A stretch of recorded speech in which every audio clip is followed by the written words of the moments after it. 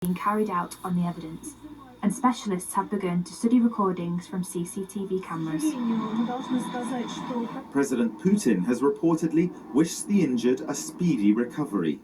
The authorities haven't yet said whether any of the gunmen are still at large or who they believe is behind this brutal attack. But late last night, a branch of the Islamic State group claimed responsibility for the killings. US officials say their intelligence confirms that. And earlier this month, the US government warned of possible terrorist attacks in Moscow, specifically mentioning concerts. The State Department or embassy there put out a notice to all Americans in Moscow to avoid any large gathering, concerts, obviously shopping malls, anything like that. The deadliest attack in almost 20 years has shocked the nation. Billboards across the Russian capital are now showing this simple message: we mourn. Will Vernon, BBC News. Hall. And the first thing that you notice when you come here isn't the sight of the building, it's the smell. The air is still thick with smoke because the concert hall was burning all night. This was one of the most famous concert venues in Russia, but yesterday it became a bloodbath when gunmen went on the rampage here, killing dozens of people and leaving Russia in shock. Now, throughout the morning, Russians have been coming here, bringing flowers, laying the flowers at a makeshift shrine and trying to, well, comprehend what's actually happened here.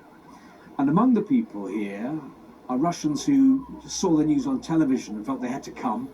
There are people who had friends here yesterday. And there are also people who were here themselves during the shooting. I spoke to one woman who recounted her nightmare, the nightmare she went through. She told me that she managed to get out, and the first thing she did when she got home was to hug her children tight. That was Stephen Rowe. People there have been queuing to donate blood for the victims of that attack on Friday night. And as we've been hearing, at least 120 people were injured. It was also reported earlier that the Russian national football team would be donating blood as well. Excuse me. The hall was a Russian blogger called Pavel Shamampanov. When the attack started, he recorded this video and broadcast it to social media. We are on a concert in the Crocus City. Some kind of shooting is taking place here. A lot of people are running, everyone is shouting.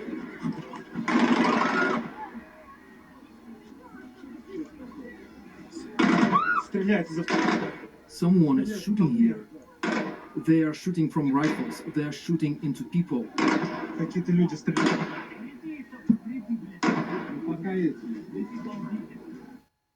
So that was a blogger that was caught up in that attack on the concert hall, Pavel Shampanov. Well, Ukraine has attack.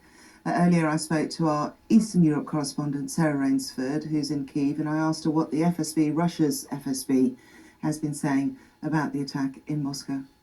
This was a long statement from the FSB about the attack, about their theories and their investigation. But the kind of crunch line, if you like, for Ukraine came towards the end when this statement said that the suspects, those suspected of carrying out this attack on the Crocus City Mall in Moscow, had then fled the scene and that they were heading towards Ukraine. And according to this statement, the FSB said that they were planning to cross the border into Ukraine and that they had contacts here on the Ukrainian side. Now, I've just spoken to a spokesperson for military intelligence here in Ukraine, and he has called that absolutely absurd. He made the point quite clearly that that area, specifically on the border with Ukraine, between Ukraine and Russia, the region that was referred to by the FSB, is absolutely full of intelligence, security services, full of military at the moment. There's an ongoing military operation. There is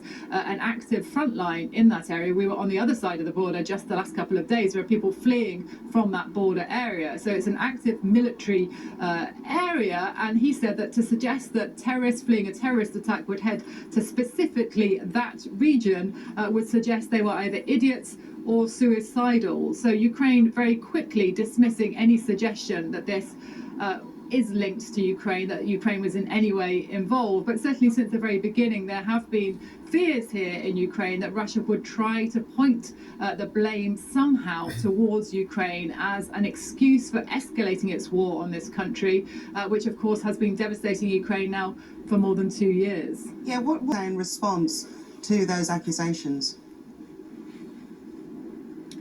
Yes, we heard from the presidential advisor, Mikhailo Podolyak. We also heard from the foreign ministry late last night, as this news was coming in from Moscow. There were statements from defense intelligence as well. So lots of very quick statements from here in Ukraine, absolutely categorically ruling out any link whatsoever to the attack in Moscow. Mikhailo Podolyak talked about what he said. He said Ukraine is fighting Russia on the battlefield, and that is where the war will be fought, and Ukraine says will be won.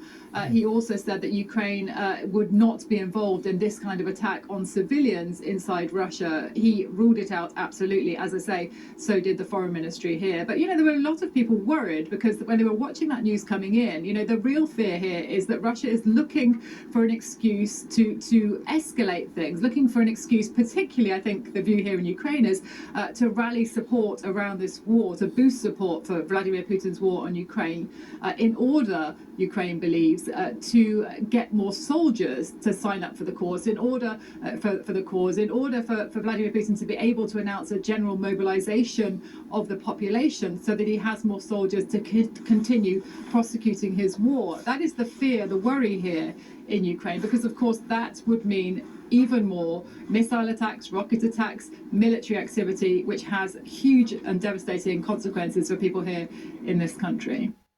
Claim of responsibility for the Moscow attack. It was very brief. It didn't have a lot of details. It did not say why they carried out the attack when they did at this time against Russia. It simply came from IS's so-called news agency, AMAK, and it was very generic. It said that they carried out the attack, that there were soldiers of the Islamic State that were involved, and it said that they attacked a crowd or crowds of Christians. That's how they described it. And they said that the attackers then fled the scene safely, in their words, and that no one was caught or killed in the attack. It did not say how many attackers were involved. So that was really the extent of the IS claim. It did not attribute the attack to any of its regional branches. As you said, IS has global branches around the world. And there has been a lot of speculation that the IS Khorasan... Mina Al-Lamida, well, here in the UK, our main story remains the well-being of the Princess of Wales. Yeah. After she revealed yesterday that she's in the early stages